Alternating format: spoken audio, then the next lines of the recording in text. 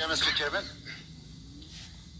Allahumma salli wa sallim ala abdika wa rasulika wa habibika Sayyidina Muhammad an-Nabi al-Ummi wa ala alihi wa ashabihi wa barik wa sallim. مجھے خوشی ہے کہ آج mister chairman بہت ہی حوصلے کا مظاہرہ کر رہے ہیں اور 15-20 منٹ ہر معزز میں آپ کی بات سمجھ رہا ہوں. آپ اسٹارٹ لیں. موقع دے رہے ہیں. میں چونکہ معزز ممبران صاحبان سینئر ہیں تو میں اتنا وقت نہیں لوں گا. 3 ایشوز ہیں, ایک کشمیر کا, دوسرا احتساب کا اور تیسرا انفورس ڈس اپیئرنس کا.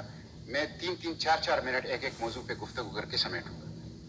سب سے پہلے تو میں یہ عرض کروں گا کہ اس ایوان کے اندر پولیٹیکل پوائنٹ سکورنگ نہیں ہونی چاہیے. اس کے اندر ایک انٹلیکچوئل ڈیبیٹ ہونا چاہیے اور ایک کلیکٹیو وزڈم کے ساتھ مسائل کا حل اور قوم کی رہنمائی ہونی چاہیے. اور یہ ذمہ داری ٹریجری بینچز کی بھی ہے اور حکومتی بینچز کی بھی ہے اور ہم میں سے ہر جو سینٹ کا ممبر ہے اس کی بھی ہے. سب سے پہلے میں کشمیر کے مسئلے پہ جو متفقہ قرارداد آئی ہے اس پہ ایوان کو مبارکباد پیش کرتا ہوں. اور اس قرارداد نے ایک پیغام دیا ہے مقبوضہ کشمیر کے عوام کو کہ سینٹ آف پاکستان, پاکستان کا پارلیمنٹ اور 21 کروڑ پاکستانی قوم ان کے ساتھ ہیں حریت کی, آزادی کی اس جدوجہد میں. اور اس کے ساتھ ساتھ مودی کو بھی یہ پیغام مل گیا کہ پاکستان کی دفاع کے لیے سیاست سے بالا تر ہو کر پاکستان کی تمام سیاسی جماعتیں وہ فولادی دیوار ہوئیں اور پاکستان کی دفاع کے لیے متحرک ہیں. مسٹر چیئرمین, جنگ نہیں چاہنا چاہیے. امن انسان کی ضرورت ہے, امن انسانی تہذیب کی ضرورت ہے. امن کے بغیر کوئی ترقی نہیں ہو سکتا. امن کی خواہش بھی رکھنی چاہیے, امن کی کوشش بھی کرنی چاہیے, لیکن امن کی خواہش اور کوشش کو کسی کو یہ موقع نہیں دینا چاہیے کہ اسے بزدلی سمجھے, وہ اسے کمزوری سمجھے اور وہ اسے اپنی جو توسیع پسندانہ عزائم ہے اس کے لیے بنیاد بنائیں. اگر پاکستان کے اوپر جنگ مسلط کر دی گئی تو جس طرح بابائے قوم جن کی قداور تصویر ہمارے سامنے لگی ہے, انہوں نے فرمایا تھا, میں انہی کے الفاظ دہراؤں گا, اگر پاکستان کے اوپر کوئی مس ایڈونچر کی گئی, کوئی جارحیت کی گئی اور پاکستان کے اوپر کوئی جنگ مسلط کی گئی تو ہم سب پاکستان کی دفاع کے لیے پہاڑوں میں لڑیں گے, صحراؤں میں لڑیں گے, دریاؤں میں لڑیں گے, آخری سپاہی تک لڑیں گے, آخری گولی تک لڑیں گے اور آخری قطرے تک لڑیں گے اور اپنی ملک کا دفاع انشاءاللہ کریں گے. مسٹر چیئرمین, میں اس موقع پر کشمیر کے عوام کو خراج تحسین پیش کرتا ہوں. 1 لاکھ کشمیری یہ قتل ہوئے, شہید ہوئے, 1 لاکھ سے زائد گھر مسمار ہو چکے ہیں, 10,000 سے زائد خواتین ریپ ہو چکی ہیں, 13,000 ہمارے نوجوان وہ حراست کے اندر ایکسٹرا جوڈیشل کلنگ ان کی ہوئی ہے اور روزانہ کی بنیاد پر ایٹروسٹیز ہیں اور ہیومن رائٹس وائلیشن ہیں. یہ جو ڈار کا واقعہ ہوا, عادل ڈار کا, یہ بات ٹھیک ہے کہ ابھی تک تو تحقیقات نہیں آئی کہ وہ عادل ڈار تھا بھی یا کوئی اور تھا, لیکن جہاں پہ روزانہ خواتین اور مردوں کی اور بچوں اور بوڑھوں کی اور لڑکے اور لڑکیوں کی ہیومیلیشن ہوتی ہو, ایبیوز ہوتی ہو, کلنگ ہوتی ہو, تو وہاں ہندوستان کیا توقع رکھے گا کہ وہاں پہ عوام اپنی آزادی اور حقوق کے لیے اٹھیں گے نہیں تو اور کیا کریں گے. اس لیے میں حکومت سے کہتا ہوں کہ محمد بن سلمان کی آمد پر ایک قومی آواز سامنے نہیں آئی, اسے پارٹی شو اور ون مین شو بنانے کی کوشش کی گئی, پارلیمنٹ کو دور رکھا گیا, پارلیمانی پارٹیوں کو دور رکھا گیا. یہ حرکت کشمیر کے ساتھ نہیں ہونی چاہیے. اے پی سی ہونی چاہیے, تمام سیاسی جماعتوں کو بلا کر ایک طاقتور آواز ہندوستان کی طرف بھی اور عالمی بیداری کی طرف بھی جانی چاہیے. اسی طرح پارلیمنٹ کا مشترکہ اجلاس, مجھے اس سے اتفاق ہے. اور مسٹر چیئرمین, تیسری بات میں یہ کہوں گا کہ کشمیر کمیٹی کہاں ہے, کیا وہ وجود رکھتی ہے؟ اس کا جو بجٹ ہے, اس کی جو پورے ہیرارکی ہے, ہمیں تو کشمیر کمیٹی کے چیئرمین کا کوئی بیان, ان کی کوئی ایکٹیویٹی نہ ملک کے اندر نہ انٹرنیشنل فورا کے اوپر ہمیں نظر آئی. اس لیے ان کو بھی متحرک ہونا چاہیے. اور یہ جو OIC کی بات آئی ہے, مسٹر چیئرمین, جب ہندوستان کے وزیر خارجہ گیسٹ آف آنر بنے گی, کشمیریوں کے زخموں پر یہ نمک پاشی ہوگی. یہ حریت اور جدوجہد کی عظیم کاس کو جو وہ آگے بڑھا رہی, یہ اس کی پشت میں چھڑا گھومتا ہوگا. اس لیے میں حکومت سے درخواست کرتا ہوں کہ اسی طرح کی کوشش 1969 میں رباط کانفرنس میں پہلی کانفرنس میں ہندوستان نے کی تھی، اس وقت کی حکومت نے اس کو ناکام بنایا تھا، اور وزیر جو ہمارے خزانہ ہیں جناب اسد عمر صاحب، ان کے والد جنرل عمر نے اس میں ایک کردار ادا کیا تھا، اور اس کے بعد ذوالفقار علی بھٹو نے اس پالیسی کو آگے بڑھایا اور دوسری حکومتوں نے اس پالیسی کو آگے بڑھایا۔ OIC کے اندر ہندوستان کا بیٹھنا یہ سارک کی طرح OIC کو بھی غیر فعال کرے گا، اور اس سے OIC کی فیوچر وہ انسرٹن ہو جائے گی، اور اس کے نتیجے میں پاکستان کے جو مقاصد ہیں وہ آگے نہیں بڑھیں گے۔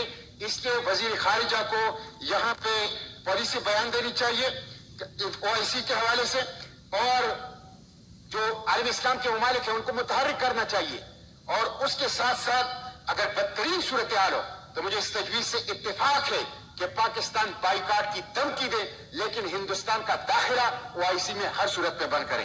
مسٹر چیئرمین، میں دوسرے واقعے پہ آتا ہوں جو انفورس ڈس اپیئرنس ہے۔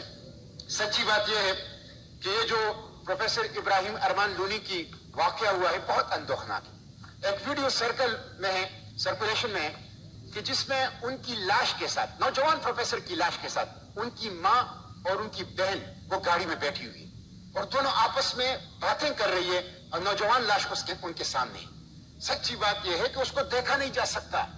مسٹر چیئرمین، یہ بہت زیادہ ظلم ہے۔ یہ کہہ رہے ہیں کہ ابھی تک جو کاز آف ڈیتھ ہے، جو پوسٹ مارٹم رپورٹ ہے وہ نہیں آئی۔ پوسٹ مارٹم رپورٹ آ چکی ہے۔ پوسٹ مارٹم رپورٹ میں وجہ یہ سامنے آئی ہے کہ ان کے اوپر تشدد ہوا ہے، اور اس تشدد سے وہ ان کی موت لاحق ہوئی ہے۔ اور اگر پوسٹ مارٹم رپورٹ ابھی تک نہیں آئی تو اس میں اتنی ڈیلے یہ کس کی ذمہ داری ہے؟ یہ حکومت کی ذمہ داری ہے، یہ ریاست کی ذمہ داری ہے۔ میرے بھائیوں نے کہا کہ ہم ذمہ دار ہیں۔ میں پوچھنا چاہتا ہوں نقیب اللہ مسعود کے قاتل ابھی تک کیوں گرفتار نہیں ہوئے؟ میں پوچھنا چاہتا ہوں راؤ انور کے ہاتھ میں ابھی تک ہتھکڑیاں کیوں نہیں لگائی گئی؟ میں پوچھنا چاہتا ہوں ساہیوال کے مظلوموں کو ابھی تک انصاف کیوں نہیں ملا؟ میں پوچھنا چاہتا ہوں باجوڑ کے غریب مزدوروں کے قاتل کون ہیں؟ مسٹر چیئرمین، میں پوچھنا چاہتا ہوں ایس پی طاہر داوڑ کے قاتلوں کو کیوں نہیں پکڑا گیا؟ اور مسٹر چیئرمین، مولانا سمیع الحق شہید کے قاتل ابھی تک کیوں آزاد ہیں؟ یہ لا اینڈ آرڈر کی صورتحال ہے۔ اس لیے مسٹر چیئرمین، لگ ایسے رہا ہے کہ حکومت اپنی گرفت کھو چکی ہے، گورننس سسٹم بالکل ناکام ہو چکا ہے، لا اینڈ آرڈر کی صورتحال بہت خراب ہے۔ حکومت کو اپنا رول ادا کرنا چاہیے اور اپنی وجود کا ثبوت دینا چاہیے۔ جہاں تک احتساب کی بات ہے، احتساب زندگی ہے، احتساب کے اندر قوت اور طاقت ہے۔ احتساب کے بغیر جمہوریت پنپ نہیں سکتی، پرورش نہیں کر سکتی، معاشرہ آگے نہیں بڑھ سکتا۔ کرپشن کینسر ہے، اس کینسر کی موجودگی میں قومی وجود کو خطرہ ہے، اور اس وقت پاکستان کو جو سب سے سائبرٹی کو جو تھریٹ ہے، میں سمجھتا ہوں وہ ڈائریکٹ تھریٹ کرپشن کی وجہ سے۔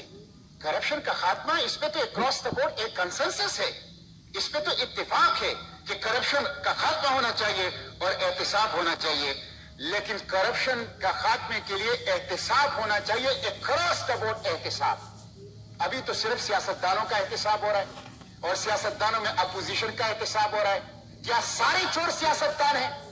کیا یہ جوڈیشری میں، کیا ملٹری میں، کیا معاشرے کے دوسرے جو ایگزیکٹو ہے اس کے اندر کوئی کرپٹ نہیں ہے؟ وہ سارے دودھ کر دھلے ہوئے ہیں، اور سارا کا گند اور سارے چور اور سارے ڈاکو پولیٹیکل اسپیکٹرم کے اندر آئے ہیں۔ مسٹر چیئرمین، یہ اکراس دا بورڈ احتساب نہیں ہے۔ احتساب ہونا چاہیے، انتقام نہیں ہونا چاہیے۔ مسٹر چیئرمین، یہ احتساب نہیں ہے، یہ تو انتقام ہے، اور اس کے ذریعے سے پولیٹیکل مینجمنٹ کی جاتی ہے، سیاستدانوں کی آرم ٹویسٹنگ کی جاتی ہے۔ مسٹر چیئرمین، یہ بات آئی کہ آزاد ادارہ ہونے اپنا کام کر رہے ہیں۔ ابھی نیب نے ڈاکٹر عبدالصمد کو پکڑا صوبہ خیبر پختونخوا کے اندر۔ ان کے اوپر الزام ہے کہ انہوں نے کروڑوں اور اربوں کی جو آرکیالوجیکل جو ریمینز ہیں وہ فروخت کر دی ہیں۔ اس کے اوپر نیب کے خلاف ٹویٹ کرتا ہے وزیر اعظم صاحب، نیب کے خلاف ٹویٹ کرتا ہے ہمارے وزیر اعلیٰ صاحب، نیب کے خلاف یک زبان ہوتی ہے صوبائی کیبنٹ۔ اگر نیب آزاد ادارہ ہے، وزیر اعظم کیوں نیب کے خلاف ٹویٹ کر رہا ہے؟ اگر نیب آزاد ادارہ ہے، وزیر اعلیٰ اور پروونشل کیبنٹ کھیتی کی کیوں نیب کے خلاف جو ہے اور نیب کے چیئرمین کو دباؤ میں لاتی ہے؟ یہ پالیسی نہیں چلے گی کہ میرا چور زندہ باد اور تیرا چور مرد آباد۔ چور چور ہوتا ہے، وہ کہیں کہیں بھی ہے وہ کسی رحم کے قابل نہیں ہے. اس لیے PRT کے اندر جو 38 ارب روپے کا منصوبہ تھا وہ 60 ارب روپے پہ کیسے چلا گیا, اور جس کے نتیجے میں فلائٹ آف کیپٹل ہوئی اور اس کاروبار اور سرمایہ خیبر پختونخوا سے چلا گیا, اس کا ذمہ دار کون ہے؟ کیوں اس کے اوپر ہاتھ نہیں ڈالا جا رہا؟ اور آخری بات یہ کرتا ہوں مسٹر چیئرمین, کل کے اخبارات میں FBR نے ٹیکس ڈائریکٹری شائع کی ہے.